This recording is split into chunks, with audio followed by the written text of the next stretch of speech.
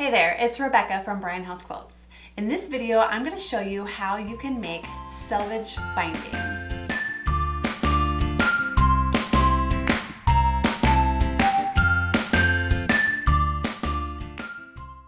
There are a lot of really cool ways that you can use selvages in projects like quilts and pillows and pincushions and garments. My very most favorite way to use selvages is in quilt binding, and that's what I'm going to show you today. It's really easy and it's really colorful, and I think that you will love it. To make your binding from your selvage fabric, you will of course need at least 1 fat-quarter of selvage fabric, and go ahead and find your monofilament thread.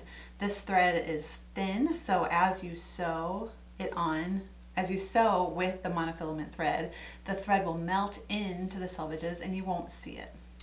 That's all the materials you'll need, so let's get started. The first step I'm going to show you is cutting strips from the selvage fabric. Then we're going to turn these strips into the continuous binding strip. So the first step, just like in normal cutting, I'm going to cut strips from this piece of selvage fabric. So what I'm doing now is I'm lining up the bottom with a horizontal line on my cutting mat here, and I'm using the 0 line down here.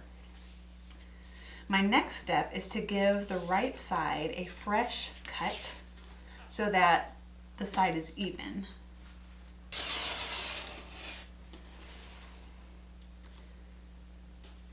And I'm going to flip it around. I'm going to cut it a little bit differently than what I've shown you in the past. And what I'm going to do is I'm going to line up the fabric with the 2.5-inch line on my ruler here. But you do want to double check before you make another cut. So 1, 2, and there's my 1/2 inch. And I'm straight all the way through, so I'm going to go ahead and cut. Okay, I'm going to repeat the process. I'm going to cut strips all through this piece of fabric.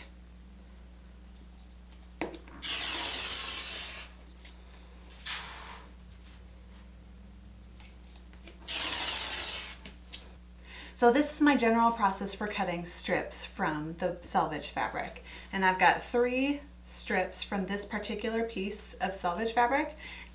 And I'm gonna save the rest of this fabric so that I can use these selvages in my quilt blocks that I was making. So I'm going to put this aside, and I'm going to cut some more strips from this piece of selvage fabric.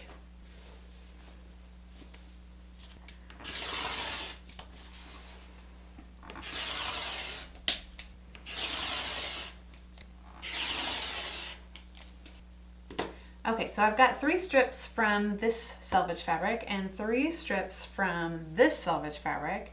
I also have a few pieces that were left over from the quilt blocks, and I can go ahead and cut these down to 2.5 inches and also add them onto my strip sets.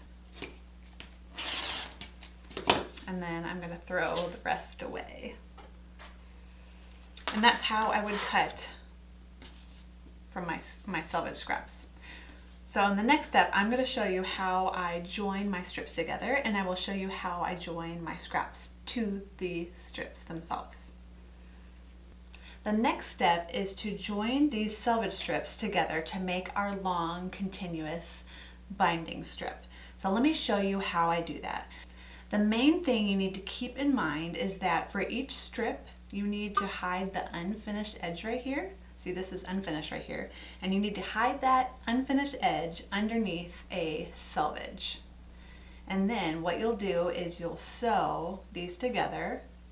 So this one is tucked underneath this pink, and then you'll sew it right here, and then your unfinished edge will be hidden underneath that selvage. When you bring it over to your sewing machine, you're just going to top stitch using your monofilament thread that you can't hardly see on camera. You're just going to top stitch.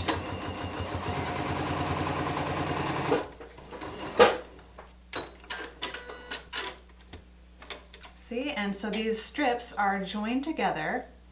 See that right there?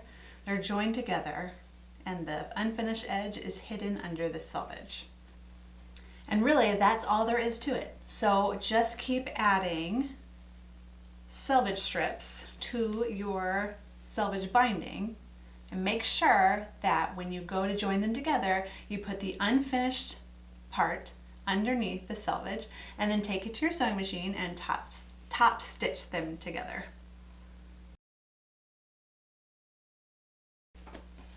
And that's it.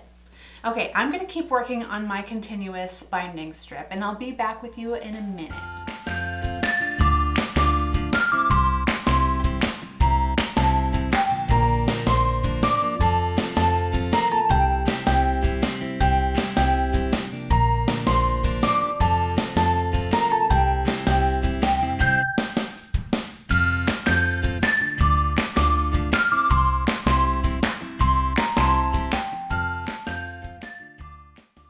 Once you have your selvage strips all sewn into a continuous length, the last step is to press the strip in half to finish making your continuous binding. So you're just going to fold this in half and press, and that is pretty much it. The one thing you do want to watch out for is that you don't fold over your little selvage parts that are hanging loose. All right, so I'm going to speed up the video and then I will show you my selvage binding when I'm all finished.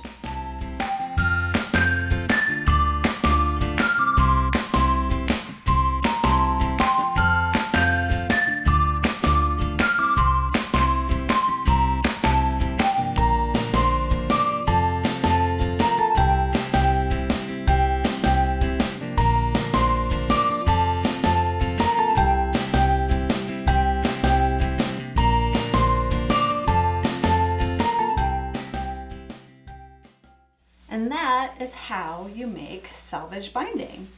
It's pretty easy, right? And really, in my opinion, the only reason why you would make a selvage quilt is just so you can use selvage binding. I love selvage binding so much. And there you go. Isn't it cute? That's all for today. Thank you so much for tuning in. If you learned something or you liked this tutorial, I would love it if you would like this video. Also, you can subscribe to my channel by hitting the subscribe button down there in the lower corner. Thanks so much for tuning in. I will see you later. Bye.